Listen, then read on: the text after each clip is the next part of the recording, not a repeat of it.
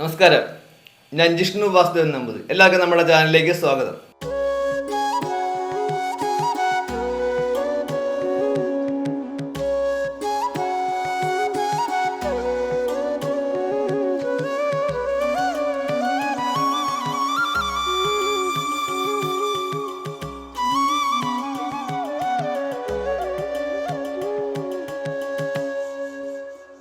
നമ്മുടെ എല്ലാവരുടെയും ജീവിതത്തിലെ ഒരു വലിയൊരു ആഗ്രഹം എന്ന് പറയുന്നത് സ്വന്തമായിട്ടൊരു നല്ല ഒരു വീട്, അതുപോലെ ഒരു വാഹനം, ഇതൊക്കെയാണ്.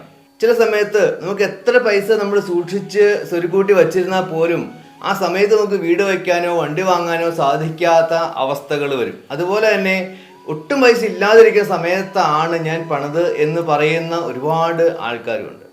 ഈ ഒരു വീട് പണി കഴിയുമ്പോഴത്തേക്കും അല്ലെങ്കിൽ മറ്റ് കൺസ്ട്രക്ഷനിലൂടെയോ മറ്റൊരു സാമ്പത്തിക ബാധ്യതയിലൂടെ ഒരുപാട് കടക്കണിയിലേക്ക് പോകുന്ന ആൾക്കാരും കൂടെയുണ്ട്.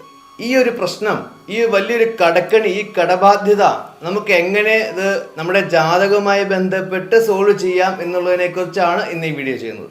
പ്രധാനമായിട്ട് ഈ വീഡിയോ ചെയ്യുന്നതിന് ഒരു കാരണമുണ്ട്. അതും ഈ മാർച്ച് മാസത്തിൽ എല്ലാവർക്കും മാർച്ച് മാസം എന്ന് പറയുന്നത് ഈ മാർച്ച് മാസം തന്നെ എടുത്ത് മാറ്റാൻ പറ്റുമോ എന്ന് തന്നെ ആലോചിക്കേണ്ട അതുകൂട്ടൊരു മാസം പോലെയാണ്.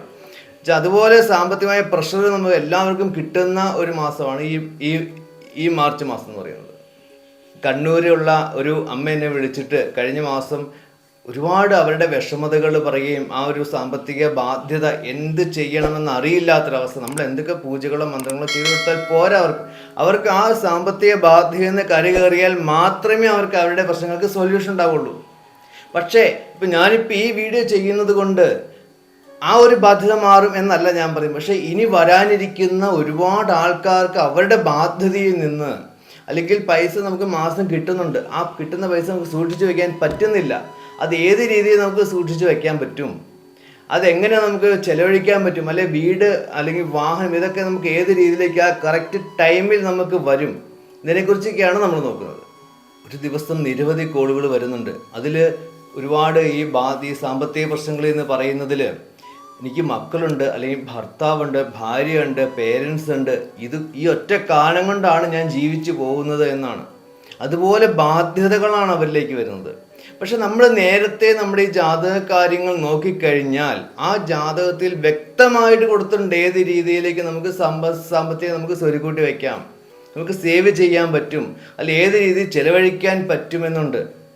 ആ രീതിയിൽ നമ്മൾ നേരത്തെ തന്നെ പ്ലാൻ ചെയ്ത് പോയാൽ ഒറ്റ സാമ്പത്തിക പ്രശ്നവും വരാതെ നമുക്ക് സുഖമായിട്ട് ഓർക്കം ചെയ്യാൻ പറ്റും. നമ്മുടെ ആഗ്രഹങ്ങൾ അതാത് രീതിയിൽ തന്നെ നമുക്ക് നല്ല രീതിയിൽ മെയിൻറ്റെയിൻ ചെയ്ത് നമുക്ക് പോകാൻ സാധിക്കും ഭാവിയിലേക്ക്. ഈ നിരവധി ആൾക്കാർക്ക് പൈസ കൈ നിൽക്കുന്നില്ല. നമുക്ക് ഒരുപാട് ആഗ്രഹങ്ങളുണ്ട്. നമുക്കിപ്പം അടുത്ത മാസം സാലറി കിട്ടുമ്പോൾ, അല്ലെങ്കിൽ അടുത്ത ബിസിനസ്സിൻ്റെ പ്രോഫിറ്റ് കിട്ടുമ്പോൾ ഇന്ന കാര്യങ്ങൾ ചെയ്യണം, അല്ലെ ഇന്ന പ്രോപ്പർട്ടി മേടിക്കണം എന്നൊരു ആഗ്രഹമുണ്ടെങ്കിൽ നമുക്ക് സാധിക്കുന്നില്ല. മറ്റ് കാര്യങ്ങളിലേക്കാണ് ആ പൈസ ചിലവായി പോകുന്നത്. അതിനെ എങ്ങനെ നമുക്ക് തടയിടാം, നമ്മുടെ ആഗ്രഹങ്ങൾക്കനുസരിച്ച് എങ്ങനെ മുന്നോട്ട് പോകാൻ സാധിക്കും, ഈ കാര്യങ്ങളൊക്കെ നമ്മുടെ ജാതകത്തിൽ കൊടുത്തേക്കുന്ന ആ ഗ്രഹനിലയിൽ ഓരോരോ ഭാവങ്ങൾ നോക്കിയാൽ കൃത്യമായിട്ട് നമുക്ക് മനസ്സിലാക്കാൻ സാധിക്കും. ഇപ്പോൾ ചില ആൾക്കാരുടെ ഒരു ജാതകം ഇപ്പം ഞാൻ പരിശോധിച്ചതിൽ വെച്ചിട്ട് ചിലർക്ക് സാമ്പത്തികം എത്ര കിട്ടിയാലും അവർക്ക് തികയില്ല, അല്ലെങ്കിൽ അവർക്ക് എന്നും കടം തന്നെയായിരിക്കും. പക്ഷേ അവരുടെ ഒരു മാസത്തെ ഒരു വർഷത്തെ വരുമാനം കാൽക്കുലേറ്റ് ചെയ്ത് നോക്കിയാൽ ചിലപ്പോൾ അവർ തന്നെ ഞെട്ടിപ്പോകുന്ന അവസ്ഥയുണ്ട്. അത്രയും അവർക്ക് എനിക്ക് ഇത്രയും വരുമാനം ഉണ്ടോ എന്ന് തോന്നുന്നൊരവസ്ഥയിലേക്ക് ഉണ്ടാവും. പക്ഷേ അവർക്ക് അവരുടേതായ കാര്യങ്ങൾ, അവരുടേതായ ഒരു എൻജോയ്മെൻറ്റ് കാര്യങ്ങൾ അവർക്ക് ചെയ്യാൻ സാധിച്ചൊന്നുമല്ല. ഇതുപോലുള്ള കാര്യങ്ങൾ നമുക്ക് നന്നായിട്ട് നോക്കി മനസ്സിലാക്കി പോയാൽ ആ ജാതകത്തിലെ ആ ഭാവങ്ങൾ കൃത്യമായിട്ട് നോക്കിയാൽ തീർച്ചയായിട്ടും സൊല്യൂഷൻ അവിടെയുണ്ട്. ആ സൊല്യൂഷനോടെ പോയാൽ ഇനി വരാനിരിക്കുന്ന ഒരു വലിയ ബാധ്യതയാണെങ്കിലും ആ ബാധ്യതയിൽ നിന്ന് നമുക്ക് ഓവർകം ചെയ്യാൻ സാധിക്കും. അതുപോലെ തന്നെ നേരത്തെ ഉള്ള കടബാധ്യത, നമുക്കൊരു സാമ്പത്തികതയെ നമുക്ക് ആകർഷണിക്കും, അല്ലേ? ഇപ്പോൾ എത്രയോ ആൾക്ക് പൈസ കിട്ടുന്നുണ്ട്, പൈസ കൈ നിൽക്കാതെ പോകുന്നുണ്ട്. എന്തുകൊണ്ട് പൈസ കയ്യിൽ സ്റ്റേ ചെയ്യുന്നില്ല? ആ സ്റ്റേ ചെയ്യാൻ ഒരുപാട് കാര്യങ്ങളുണ്ട്. നമുക്ക് പൂജയും പരിഹാരങ്ങളൊന്നും അതിനകത്ത് പൈസ മുടക്കുള്ള കാര്യങ്ങളേ ഇല്ല ഞാൻ പറയുന്നതിൽ. അതുകൊണ്ട് ആരും ബാഡ് കമൻ്റ് ആയിട്ടൊന്നും വരണ്ട. പൈസ മുടക്കുള്ള ഒരു കാര്യവും ഞാൻ പറയുന്നില്ല. ഞാൻ പറയുന്നത് നമ്മൾ ജപിക്കേണ്ട ചില മന്ത്രങ്ങൾ, നമുക്കൊരു എപ്പോഴും ഒരാൾക്ക് എല്ലാവർക്കും മനസ്സിലാവുന്ന ഒരാൾക്കൊരു പോസിറ്റീവ് എനർജിയാണ് ഏറ്റവും വേണ്ടത്. ആ ഒരു പോസിറ്റീവ് ഓറ നമ്മളിൽ അല്ലെങ്കിൽ നമ്മുടെ കുടുംബത്ത് ഉണ്ടെങ്കിൽ തീർച്ചയായിട്ടും നമുക്ക് വരുന്ന സാമ്പത്തികം നമ്മൾ നിലനിർത്താൻ നമ്മളെ കൊണ്ട് സാധിക്കും. അതിന് നമ്മുടെ ഹൈന്ദവ രീതിയിൽ ജപിക്കേണ്ട മന്ത്രങ്ങൾ നാമത്രയ മന്ത്രം വളരെ നല്ലതാണ്. അതുപോലെ തന്നെ ഹരേ രാമ മന്ത്രം, ശ്രീ മഹാലക്ഷ്മി ദേവിയെ പ്രാർത്ഥിക്കുക.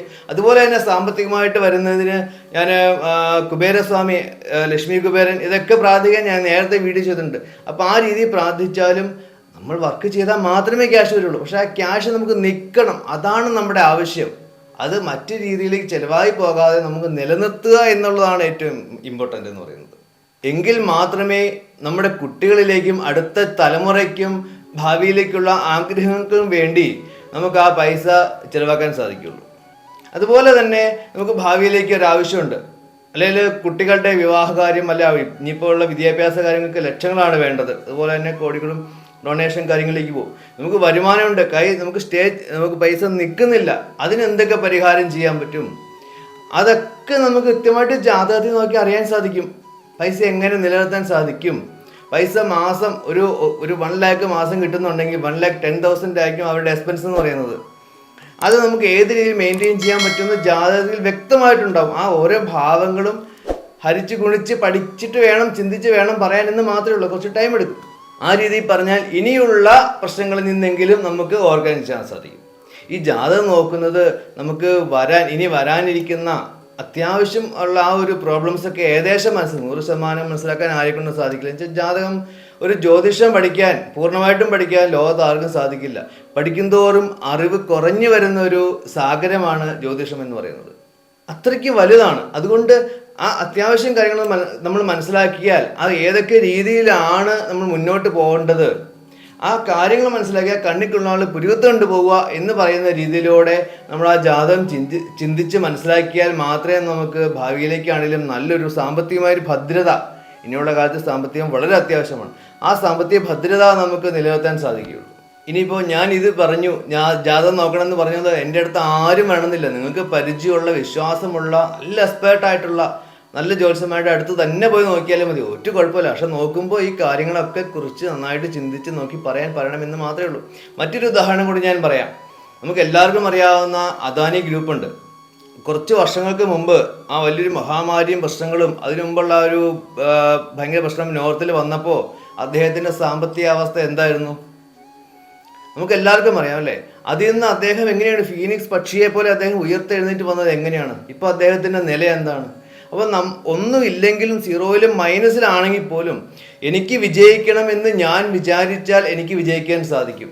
പക്ഷെ എനിക്ക് പറ്റില്ല, ഇതാണ് 100 കൂട്ടം പ്രശ്നമാണ്, കുടുംബ പ്രശ്നമാണ് എന്ന് ആലോചിച്ചാൽ ഒരു കാരണവശാലും നടക്കില്ല. നമ്മൾ എടുക്കുന്ന ഉറച്ച തീരുമാനത്തിലൂടെ മാത്രമേ നമുക്ക് വിജയിക്കാൻ സാധിക്കുകയുള്ളൂ. പക്ഷെ ആ തീരുമാനത്തിലൂടെ നമുക്ക് ഒരു കാരണവശാലും ബാക്കിലേക്ക് പോകാൻ സാധിക്കില്ല. അങ്ങനെ പോയാൽ നമ്മൾ തീർന്നു. എൻ്റെ ഒരു അറിവ് വെച്ചിട്ട് ഈ ലോകത്ത് ഏകദേശം ഒരു 90% ആൾക്കാർക്കും അവരുടേതായ ബാധ്യതകളും അല്ലെങ്കിൽ കടബാധ്യതകളുണ്ട്. ഈ പറഞ്ഞ എനിക്കുണ്ട്, ഇഷ്ടംപോലെ കടമുണ്ട് എന്ന് വെച്ച് നമ്മൾ അത് ടെൻഷൻ അടിച്ചൊന്നും നമുക്ക് പറ്റില്ല. നമുക്കൊരു ഇൻവെസ്റ്റ്മെൻറ്റ് ചെയ്യണമെങ്കിൽ നമ്മൾ തീർച്ചയായിട്ടും കടം എടുത്തേ പറ്റുള്ളൂ. അതനുസരിച്ച് നമ്മൾ വർക്കൗട്ട് ചെയ്താൽ തീർച്ചയായിട്ടും നമുക്ക് വിജയിക്കാൻ സാധിക്കും. അതുപോലെ തന്നെ ഓരോരുത്തരുടെയും ബാധ്യതകൾ അവരവർക്ക് വലുതാണ്.